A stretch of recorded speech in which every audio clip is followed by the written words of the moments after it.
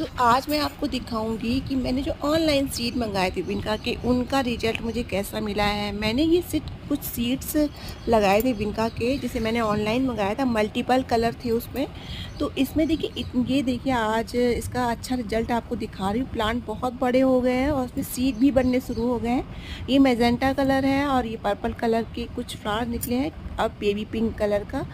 तो इसमें मैंने उसमें रेड भी था और भी कई सारे कलर थे, लेकिन वो कलर तो नहीं निकले हुए हैं। ये 3-4 कलर निकले हैं इसमें। तो आपको भी अगर ये सीड्स मंगवाने हैं तो आप कमेंट में लिंक टाइप कर देंगे तो मैं आपको इसका लिंक ज़रूर दे दूँगी। और इसमें देखिए सीड बनने भी शुरू हो गए हैं। तो इससे बहुत सारे और भी पौधे तैयार हो जाएंगे। तो मुझे तो ये सारे कलर मिल चुके हैं बहुत ही सस्ते दामों पे, मैंने ये परचेज़ किए थे। तो आप भी इस तरह से मंगा सकते हैं। अभी आप विनका को बो सकते हैं, बहुत ही आसानी से बरसात में ग्रो हो जाते हैं और बहुत सारे कलर भी आप इससे बना सकते हैं।